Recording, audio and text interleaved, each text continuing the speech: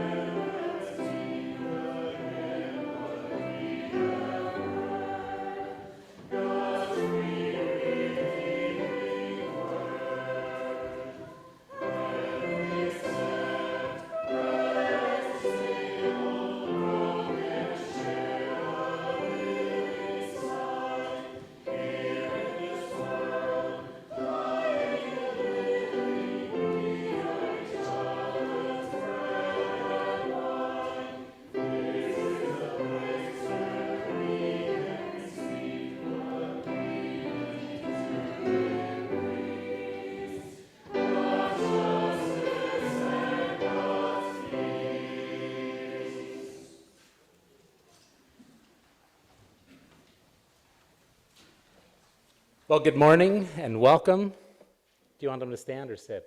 Oh, please sit. Okay, either way, we can do either. So welcome this morning. I'm Arthur Stewart, lead pastor here at North Baltimore Mennonite Church. I'm glad you're with us, whether you're here in person or you're with us on Zoom. I ask that you would just join me for a word of prayer as we begin. God, we come this morning from a million different directions, probably as many of those things on our hearts and minds. And we come into this space to be together and to be with you. And so we pause.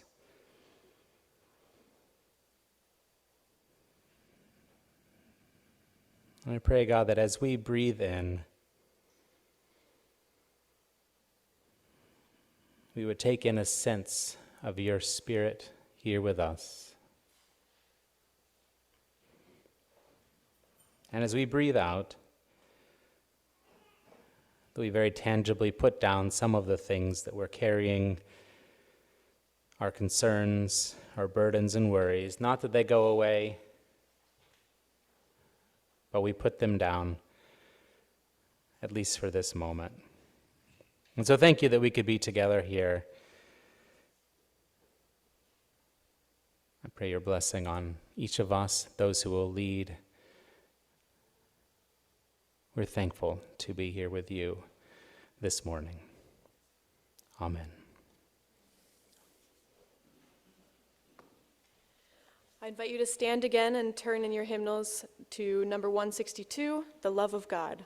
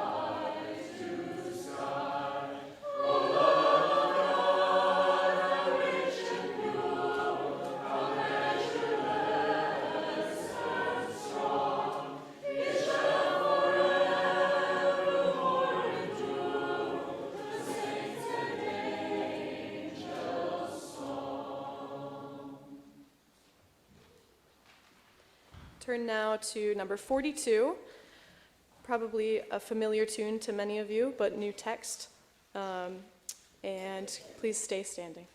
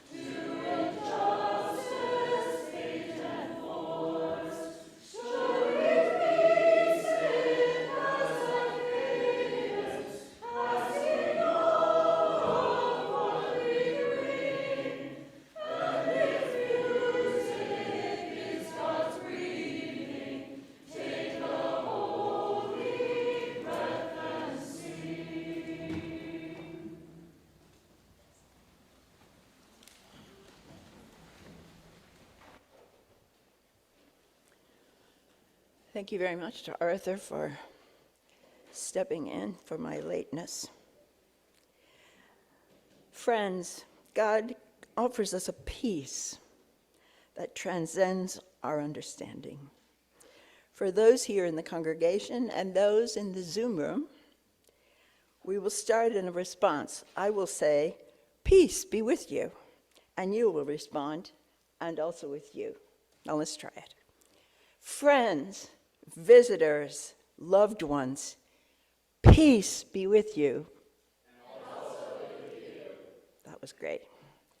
Now, treating this as a sacred moment, please turn to two of your neighbors and share these words and responses. And if you want to touch, please ask permission. And if people prefer not to touch, you can use the tie, the Y, which is the greeting like this, which shows respect and adoration. Please share the peace.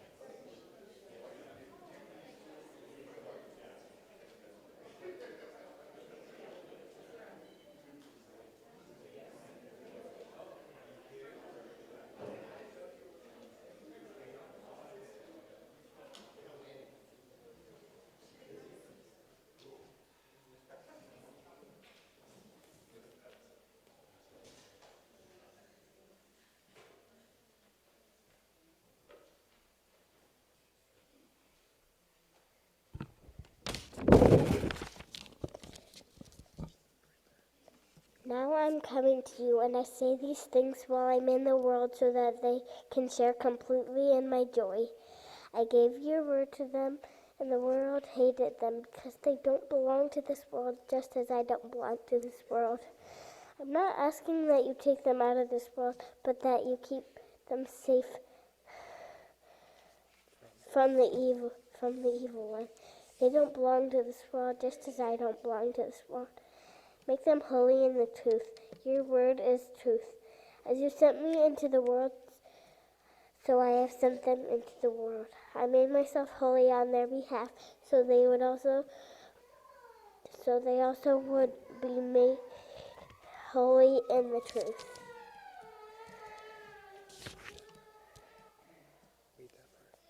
John 17, John 13, 19, John 9, English Bible. Be to God.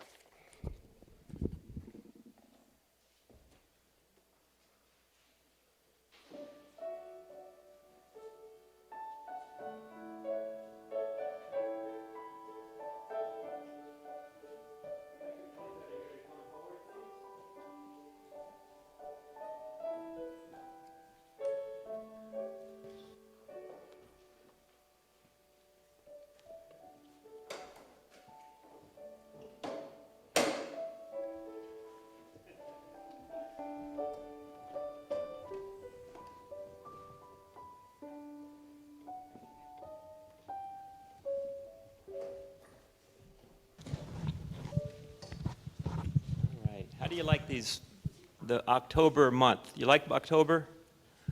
I do. I was up north in Ithaca, New York, visiting my daughter last week, and the colors there are really beautiful. They're coming here soon. Don't worry. So, the title of this children's moment is called Accessibility. It's a long word. It basically means how easy it is to come to this church, whether it's how the church is set up, like a ramp out front rather, for wheelchairs, or a hearing loop in the middle for people that maybe can't hear quite so well. But it also means how we can change our hearts about how people who are different than us come and worship with us, and how we can welcome them. In fact, the story I'm going to read about, or Ruth is going to read about, has to do with that part of accessibility, okay? So accessibility is a long word, but you understand it better now that I can explain it to you. I'm thinking of a superhero. Who do you think I'm thinking of? No, that's a good one, though. What's that? Daredevil, no. Hint, Halloween's coming.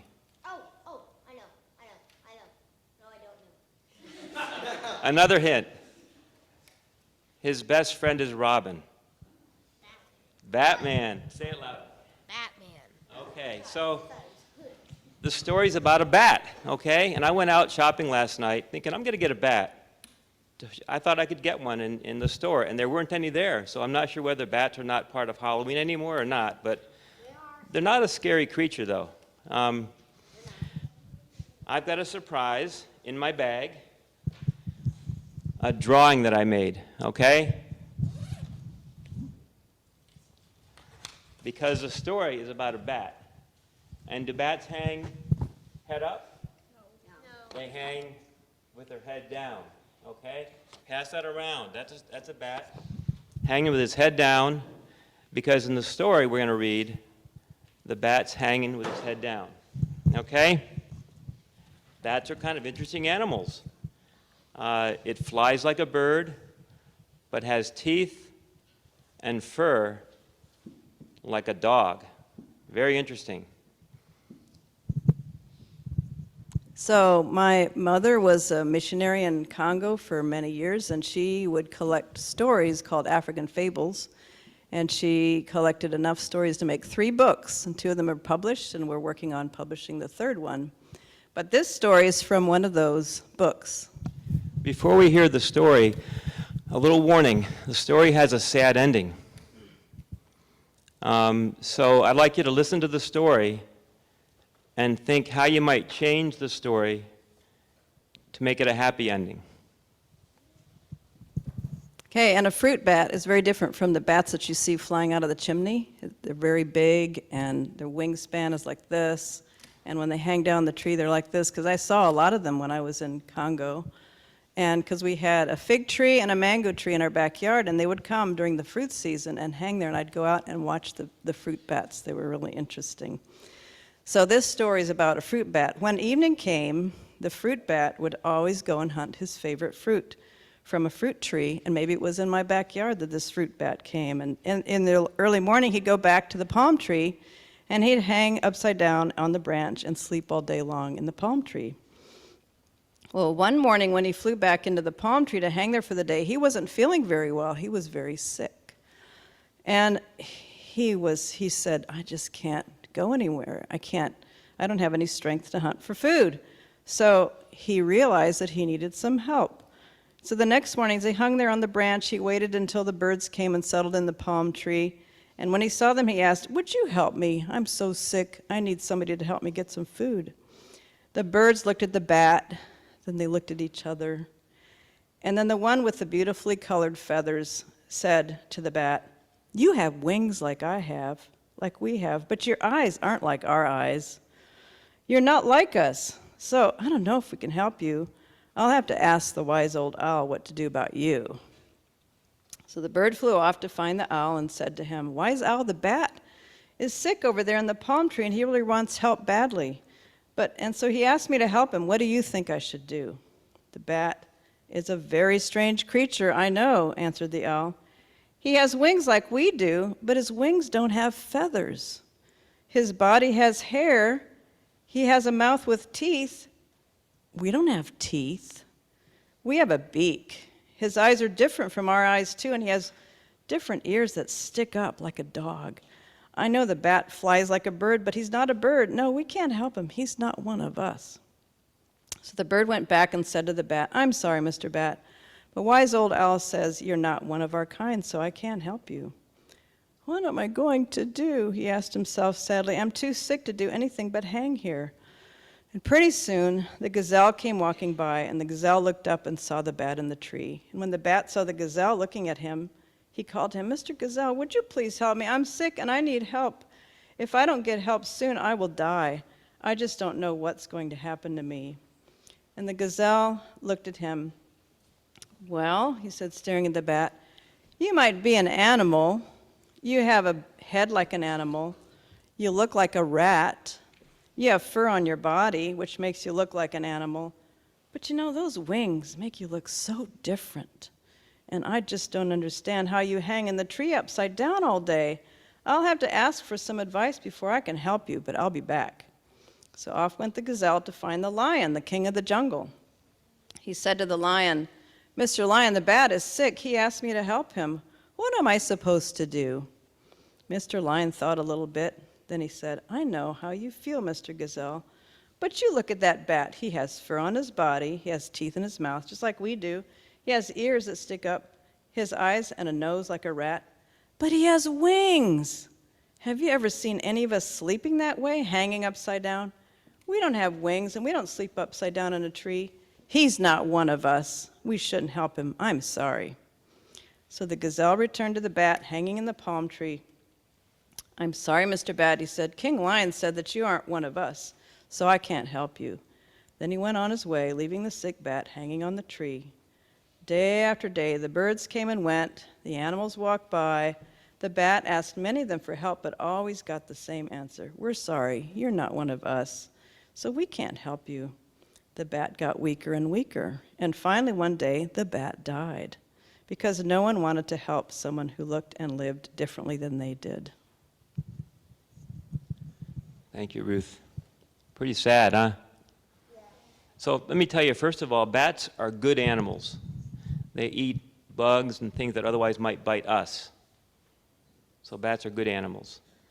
But what would you change? I'm going to pass this microphone around. What would you change about that story to make it be a happy story? Oz? You can speak into the microphone. I would make it so that another bat came around and helped him. That's what I would do. Other ways that might make this a happy story? Like pass it to Liam? I would have made it so that the animals decided for themselves whether or not to help the bat rather than asking for someone's advice.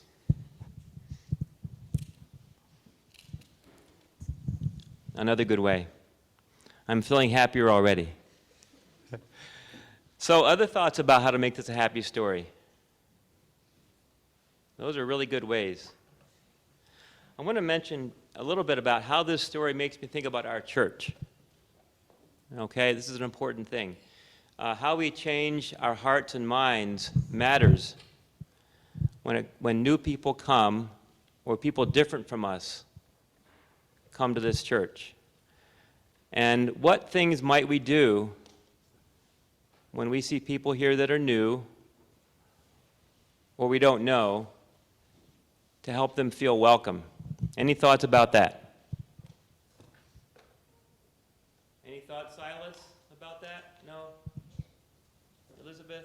No? Nora, any thoughts about that? No?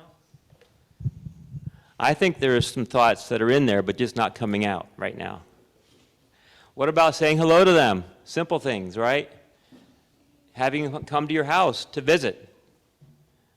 Talking to them instead of turning the other way. Those are all things you can do.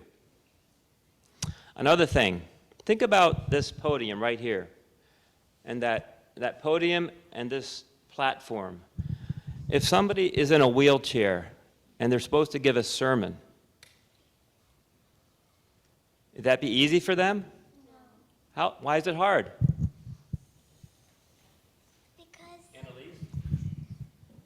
Because they have wheels and then they can't get up the bump.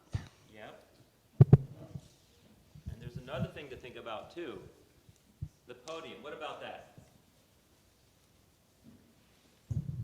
It's too tall, like. Yep. It's hard to think about those things if you're not knowing somebody or yourself in a wheelchair, right? So one day, my friend Cecilia and I came around and looked at this church for a whole half of a day, okay? Hours we spent looking at this church for how it might improve for people that might need improvements. This church was built more than 100 years ago. There were still horses and buggies on that road out there, no cars when this church was built. They didn't think about things like wheelchairs. Now we are. And we made a report about how this might improve things in our church to make it more accessible. And this report's available to you all.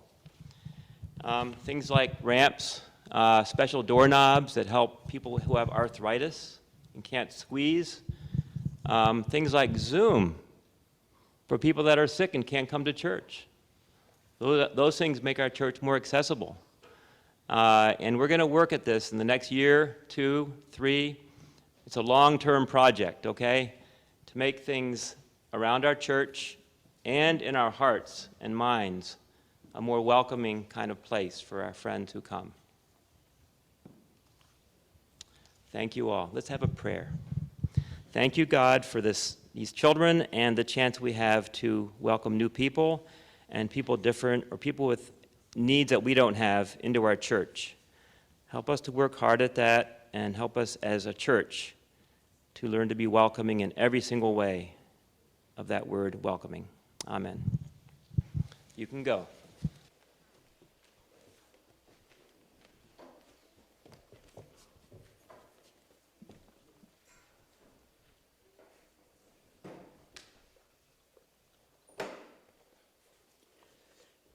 Will the ushers please come forward?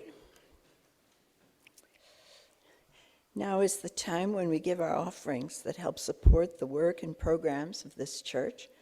A lot of us give online. If you want to give online now, there's a QR code and instructions in the bulletin, or you can give in person in one of these offering plates. We also ask that you put the brightly colored, fill it out so that we know who's here today. So as the ushers are passing the plate, I will pray. Dear God, we thank you for your faithfulness to us. Thank you for your great abundance and the gifts you've given to us. Thank you that we can put our trust in you and that you show us that great mercy.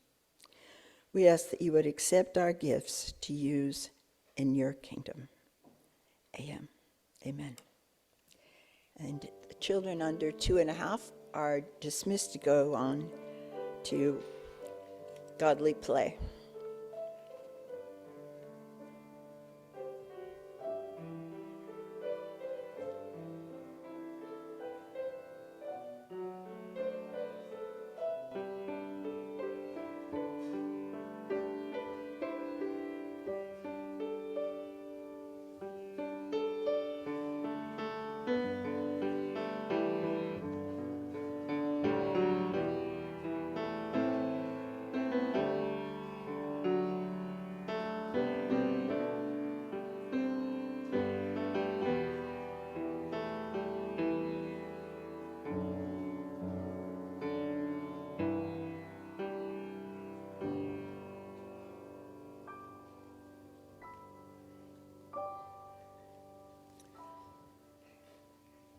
The second scripture today is taken from Matthew 7, 1-5.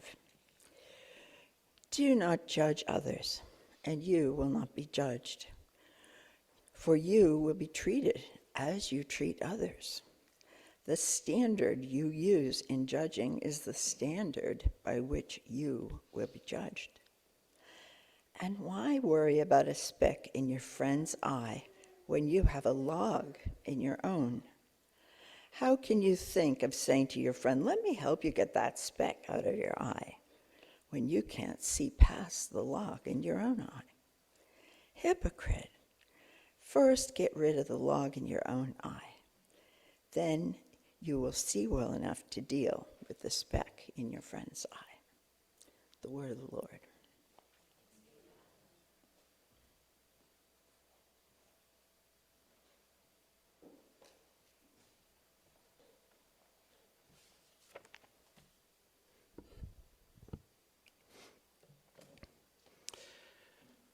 Good morning again. Good morning again.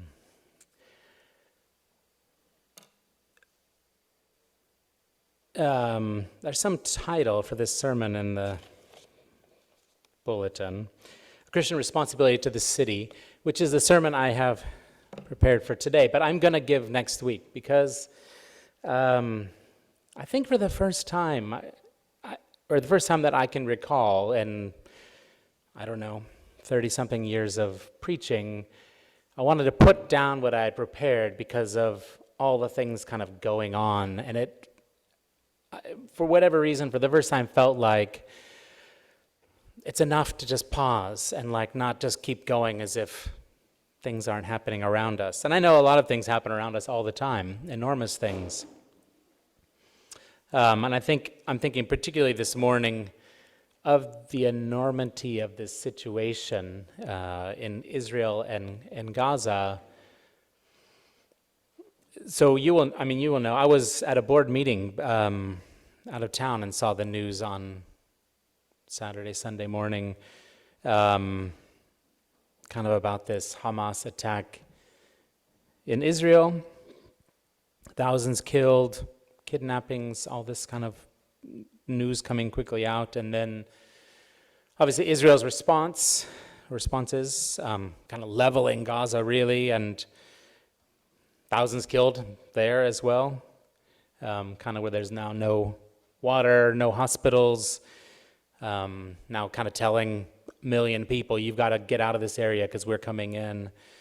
And that was as of yesterday, and I didn't really get to check the news this morning. But the loss of life is horrific. Like it's horrific, and it's not the only place where there's conflict, and it's not the only place, but it's one that certainly speaks to us in many ways for a bunch of different reasons. And so I had, I think probably like most of us, like reaction. Like I have emotive reaction to this situation.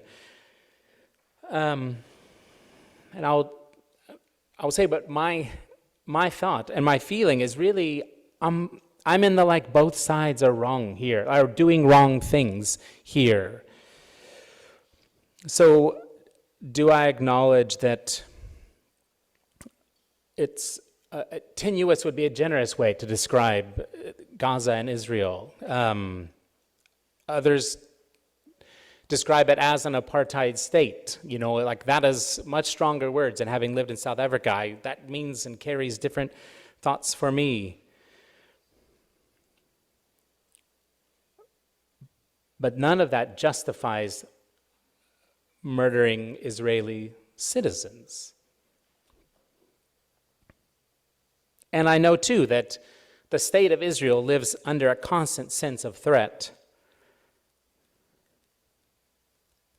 and have been in conflict and at war and at risk. But that doesn't justify killing Palestinian civilians or people. Right? Like Hamas is not all of Palestine. So much so that the UN, the United Nations, says that the state of Israel's actions defy the rules of war. They're like, that is against all of our rules and basic humanity. So not just the rules of war, it defies basic humanity, what's happening there. Both sides. So I would just leave mine as killing is wrong. Like I'm like a strict pacifist in that sense of believing killing people who are created in the image of God is wrong. But, okay, I know all the... And then quickly, such is the nature of our world that very quickly, all these kind of public reactions, and we see them, in all sorts of the news and social media, but, so really quickly, right, the U.S. stands with Israel. That's what our president said. The U.S. stands with Israel. Our state has said that, for that matter. And rallies in support of Israel. And then statements in support of the people of Palestine and what they're going through and the people in Gaza. And I stand with Palestine. It's just these statements come out, these broad, simplistic, I stand with. And every celebrity is obligated to post what they think about the situation. Every organization, every country has to kind of come out and take a stand. I mean, a verbal stand, let me be clear, which also then shuts down any sort of conversation, right? It's because my statement can only be one thing, this thing.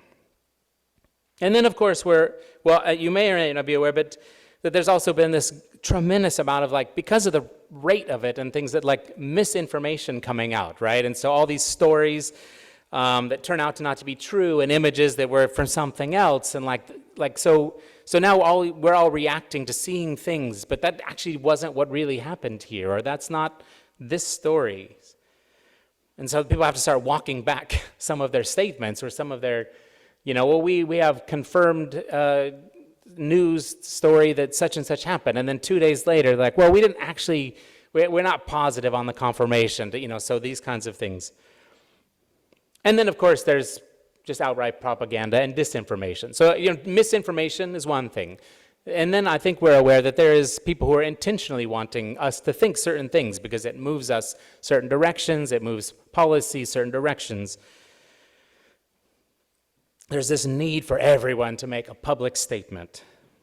I found it ironic. I watch football, soccer, and there was this large outcry for the Football Association in England to make a public statement about Israel. And I'm like, why would a sport organization need to make a public declaration about a political situation and a war? So we all have to tell everybody what we think. It's like some sort of litmus test that you really care, right? You'll come out with a statement. Then now the messaging has changed. I don't know if you've kind of watched this. I've been watching it all week because it's sort of shifted in many cases to much more of we really grieve the loss of all life, right? So at first it was we stand with one side. But as more and more information has come out of like kind of the back and forth, people are like, well, ooh, yeah, I have to back off that one because now those people are doing the very thing that I was saying I supported. And so for me, I'm thinking, what about, like, do we need to, not do we need to make a public statement, but like, what do we as a group, what do we as a church think? What do we say? Should we say something? It's kind of one of the things that was going through my head. Should we say who we align ourselves with, right? Like which is complicated. It's complicated when we're a group because I know there are people in this room with histories in these two countries and countries surrounding them. We know people in these countries, in these governments. We have our own perspectives. We all have our own knowledge. We have connections and histories. We've been there, we've worked there. So how do we as a collective group, and we're, 100 people, how do we say we, much less a whole city or a whole country? And I'm mindful too, I saw this, it really stood out to me, and I think it speaks to that question. Just a survey they did this week in the US, just sort of asking about, public perception of supporting Israel in particular. But so they did this poll, something like over 70% said the US should support Israel, right? That's like our country's sort of policy historically. But when you kind of start breaking that down, this is what I find interesting. So of those who are 45 and older, I have to put myself into that category, 78% of those people, 45 and older, thought that the U.S. should take a pro-Israel stance. But only 48%, so less than half of those under 45 thought so. So there's generational things, which is interesting because we've grown up in different times of history, right? And so we carry those, we were talking about in our book discussion this morning, like we all live through these times and we carry the dominant narratives of our time. And we have people that are younger that have grown up in a different time and they have a different narrative than I grew up with about Israel and Palestine. Also true along racial lines, at least as the way they described it. So this is self-reporting, obviously, but 72% of people who identified as white felt that the U.S. should stand with Israel, whereas only 50% of people with color felt that the U.S. should stand with Israel. Because that's just like one metric and a bunch of numbers. But I mention that to say, I look around this room and we have people of different ages and of different backgrounds. And so I would imagine that we probably also carry and bring different perspectives just like this. And if it's true about a region that we're talking about kind of, halfway around the world, then certainly it would be all the more complicated when we talk about things around here that affect us on a very direct level. And so we had this text from Matthew 7, right? This do not judge and the speck in the eye and the plank in your eye. This idea that the measure that we use against other people will be the very measure that, so it's like kind of this. And it's a matter of perspective. Obviously, there's this thing I've read, and you probably are maybe familiar with this idea that, like a speck, right? A tiny speck. If I see it on you, it's a tiny speck. But if it's in my eye, it blocks out half, part of my vision. I think those of you and people with cataracts understand that like a tiny thing or a little spot or a little bump on our eye, that kind of thing. And so it's the same speck, so to speak. But it's a plank here and it's a speck there. And this injunction from Jesus to say, take the plank out of your own eye first. Like before you try to mess with what you think someone else is doing or is wrong, start with yourself. And so I think of that because so often in this narrative, this experience that we're having, it's all about convincing others what we think, right? That's why we make a public statement, to tell you what I think. That's one of the reasons, right? Which is different from tell me what you think. I mean, we don't have to agree. I may not come around to your perspective, but one is let me start with this, and the other is this. And I like that picture of let me pause and like take the plank out of my own eye so I can see better before I start trying to tell you what to do or what to think. And somehow, I think there is a way for us to do this together. I'll come back to that, but I obviously read most often the Bible or whatever else kind of through my own individual perspective. Like, how do I do this, though? Like, well, how do I take this plank out of my eye before I try to get the speck out of yours? But more often than not, it's really collectively. So how would we take the plank out of our eye before we try to take the speck out of someone else's? So that's kind of the question I want us to sit with. There was another situation this week. You probably saw in the news, I don't know, early in the week, I guess, that sort of because of, they had these shooting at Morgan State at homecoming. Was that last week, the week before? And so, they had canceled classes, and so it came out in the news this week, this suggestion to build a wall. Like, well, we're going to just build a wall all the way to their campus to keep it safe because we got to do something. And I was like, no, like we cannot, like that is, I mean, it was only this year in April, I checked back, this year in April that they took down the wall that was built in the 1930s to keep black people and white people separate at Morgan State. Like that wall has been there since then and up until this year, and someone's talking about building a wall. I couldn't believe it. I was like, that is, and I'm new here. Like, that is the dumbest idea I've ever heard. And then I had the real pleasure, the honor of going to a clergy caucus.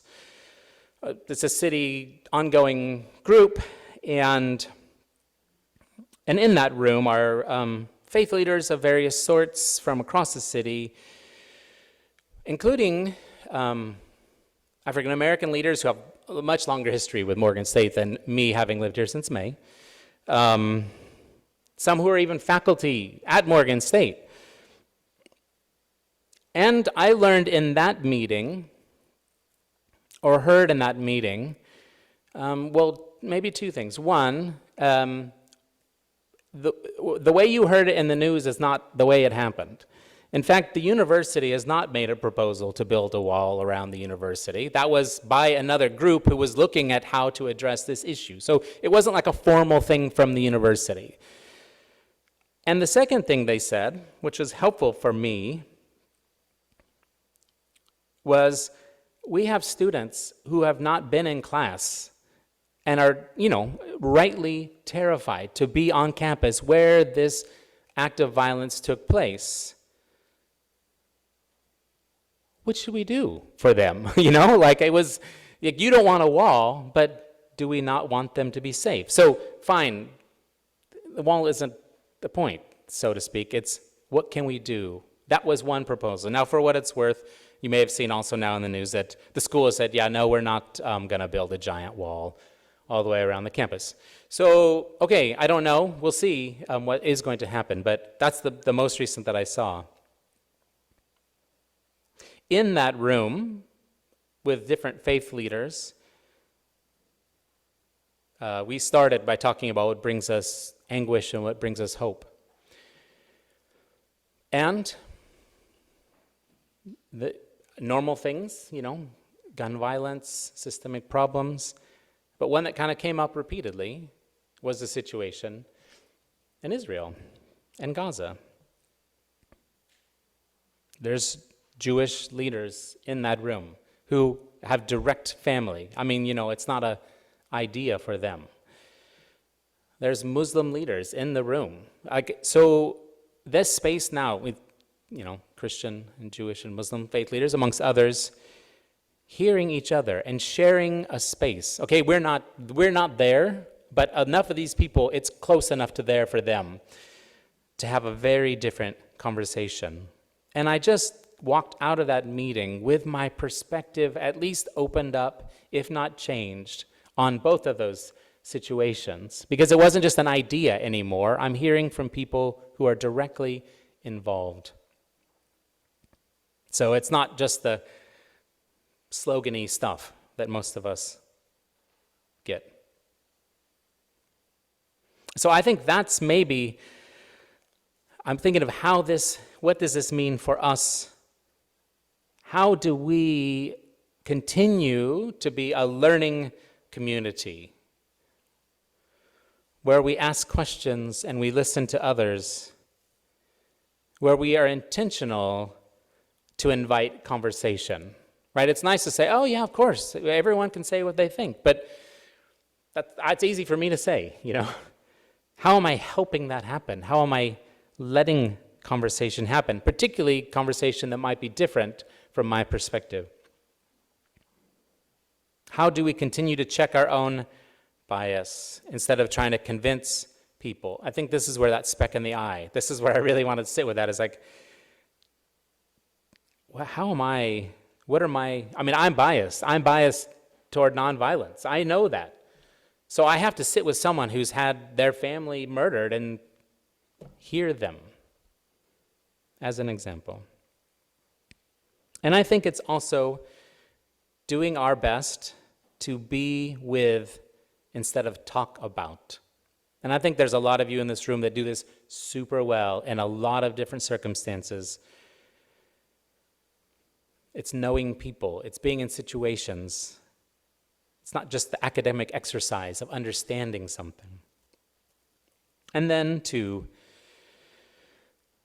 be really reductive, I guess, but it's really actions rather than just words. Like, I don't care so much if you have a bumper sticker that says, I stand with whatever. Like, how? Show me. Like, how are we doing that? What does it mean for us as a community to be with our city, to be with a neighborhood, to be with a school? So this John passage that we heard a little bit earlier, we'll probably use this again. So